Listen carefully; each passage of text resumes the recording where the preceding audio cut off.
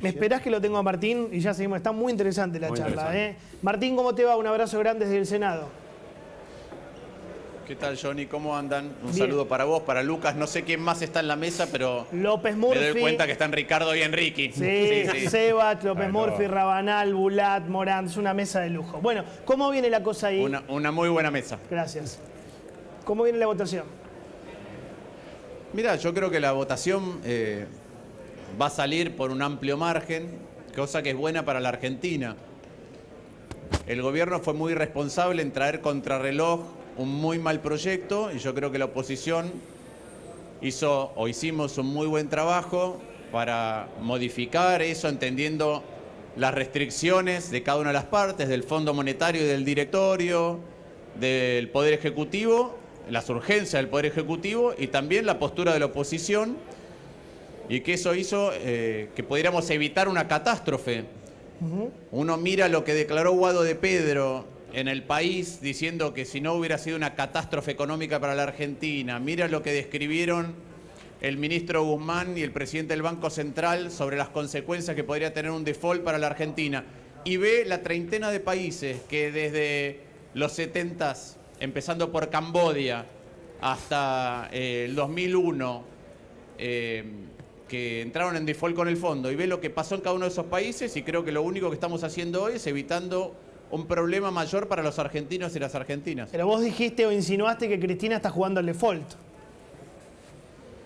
Sí, no tengo ninguna duda de eso. El ministro de Economía trajo contrarreloj un acuerdo con el fondo. ¿Por qué contrarreloj? Lo sabe bien Ricardo, porque esto llegó en diputados y se trató en la misma semana.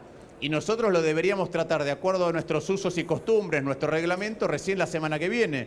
Pero el 21 hay un vencimiento. Y el ministro Guzmán dijo que no tiene los dólares para pagar ese vencimiento. No hay reservas netas para pagar el vencimiento del 21.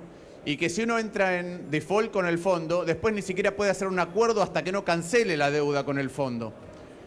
Ahora, cuando uno le pregunta por qué tardó tanto en traer ese mal proyecto, la respuesta porque negoció un buen acuerdo. Bueno, Cristina lo está petardeando, lo está tratando de que el acuerdo no salga, tanto en diputados como acá. Y cuando uno ve las consecuencias que serían catastróficas de suba del dólar, parte de la inflación que padecemos hoy no es solo el plan platita, sino la evolución del dólar también durante un tiempo producto de la incertidumbre. Cuando uno ve lo que podría pasar con la suba del dólar, con la suba de la inflación, con la caída del empleo, con la pérdida de todo tipo de crédito, porque no es el Fondo Monetario. Entrar en default con el Fondo Monetario es entrar con todos los países, en default con todos los países del mundo. Entonces tampoco tenés financiamiento de la CAF, del BID, del Banco Mundial, de bilaterales casi de ningún tipo. Las empresas multinacionales que trabajan en la Argentina no tendrían crédito en su casa matriz para invertir o ampliar capacidad productiva. Bueno, esas serían las consecuencias inmediatas, más allá de las de largo plazo. Ahí te pregunto, Lucas, pero sin embargo, Ricardo, vos votaste de Juntos por el Cambio, fuiste creo que el único que votaste en contra. ¿Por qué? ¿Vos no coincidís con lo que dice Martín? Bueno, yo creo que hubo un proceso, como describía Lustó, de que se mejoró mucho lo que había enviado el gobierno. El gobierno había enviado un proyecto que era contrario a la Constitución, en el sentido de que generaba una situación como si fuéramos una república parlamentaria. Y nosotros no tenemos el voto de censura. Y a mí me parece que ese proceso enriqueció, y como dice Lustó, se puso la ley en términos de nuestra Constitución. Hasta ahí todo bien. A mí me parecía insuficiente. ¿Por qué? Porque le permitía que el cristinismo hiciera de oficialismo y oposición al mismo tiempo, porque yo creo que el proyecto de ampliar el endeudamiento y darle más recursos a este gobierno, yo no estoy de acuerdo. Y en tercer lugar, porque implícito en ese programa está, digamos, una agresión abierta y deliberada a los ciudadanos de la capital federal, y a mí me parecía que de alguna manera yo tenía que hacer... El impuestazo, decís. Sí, yo tenía que hacer notar mi punto de vista. Por algo dijiste algo muy fuerte, que es que vamos a defaultear igual, y que esto atrasa algo que es inevitable. Yo digo que va a ser... Discurso, ¿no? Yo digo que el gobierno va a ser incapaz de cumplir el acuerdo. A los 3 meses, claro, ¿no? que igual va a haber default. A ver, Martín, ¿qué opinas de esto? Sí, bueno, primero, Ricardo, yo le digo Ricardo, no sé por qué él me dice Lustó, porque nos conocemos de hace mucho tiempo. Con cariño, imagino. Pero en primer lugar, no, obviamente, tenemos muy buena relación, pero lo hemos hablado cuando había que trabajar para que el voto saliera en la dirección que muchos de nosotros creemos. En primer lugar, yo creo que siempre nuestro comportamiento como legisladores es tomar las decisiones como si estuviéramos en el gobierno. Es decir, yo no puedo tener la irresponsabilidad de que voto algo que no, que si todos hacen lo mismo, genera un default inmediato, con las consecuencias que acabo de describir catastróficas. Pero esa es mi postura, esa es la postura de casi todos juntos por el cambio, de todos juntos por el cambio. Ricardo tiene un punto, ¿sí? Él dijo cuando hablamos y cuando compartimos un poco de ida y vuelta sobre estos temas, que a él no le gusta que el oficialismo vote dividido, que no le parece justo. Yo creo que eso señala la enorme irresponsabilidad que tiene el oficialismo, que trajo tarde un acuerdo y que es capaz de, por especulación política, someter a los argentinos y a las argentinas a un default. Insisto, con consecuencias catastróficas. Martín. Y nosotros, yo en particular, estoy convencido de que eso hay que evitarlo. Morando, ¿cómo te va? Déjame preguntarte algo que por ahí puedes ayudarnos a todos a entender. Vos fuiste ministro del gobierno de Cristina en su momento, la conocés, lo conocés Alberto, seguro, de la ciudad. ¿Sabes cómo piensan? ¿Qué te crees de toda esta pelea entre ellos? Y si es verdad, ¿qué pensás que puede afectar en el devenir del país? Si crees que puede terminar en algún problema de mayor gravedad institucional. Mira, primero, Cristina lo que hizo fue un experimento casi inédito en el mundo. Nosotros podemos debatir si con la democracia elegimos los más capacitados para poder comandar los destinos de un país. De hecho, Ricardo fue candidato y no tuvo el beneplácito de la sociedad. Y vos podés decir, ¿era mejor o era peor? Bueno, es una discusión abierta, pero nosotros elegimos de una manera que el que mejor debate, el que mejor campaña hace, el que hace la publicidad más linda y gana, no siempre es el mejor presidente potencial. Y así es la democracia en todos lados del mundo. ¿Qué es lo que aporta la democracia? La democracia lo que aporta es que el que gana tiene legitimidad popular, tiene como mínimo la mitad más uno en nuestro sistema. Cristina inventó un monstruo raro, que es un presidente que ni siquiera tiene legitimidad de los votos, porque en el espacio de ella la mayoría la tenía ella. Bueno, eso es muy raro y funciona mal y está funcionando mal, y creo que aporta o genera un montón de incertidumbre en un momento en que los argentinos ya tenemos suficiente incertidumbre de todo punto de vista, desde el comportamiento económico que viene de hace mucho tiempo, agravado después, desde la pandemia, desde el contexto geopolítico, y que el gobierno, en lugar de proponer un rumbo, ni siquiera puede dirimir sus diferencias internas. Ahora, y yo creo que en este caso, hubo un atisbo, un esbozo de cómo se puede trabajar de otra manera.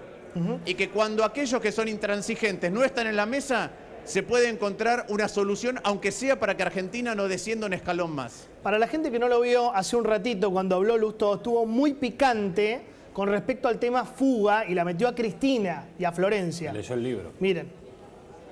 Va a venir también el tema de la fuga, ¿sí? Voy a leer algunas cosas de un mega bestseller sobre la fuga, ¿no? Formación de activos externos, dijo el presidente del Banco Central, que hoy se llama comúnmente fuga. Dice así, permiso para leer. Néstor, haceme el favor, sacá la plata del banco y mandala afuera.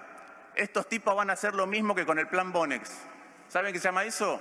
Pedir que alguien fugue. Haceme el favor, sacá la plata afuera. Está bien que cuides la plata de la provincia, pero también cuida la nuestra. Fuga. Sigo. Tiempo después, y a través de un mecanismo legal, con acciones y títulos de deudas que cotizaban en Nueva York, pudimos finalmente girar al exterior, contado con liquidación.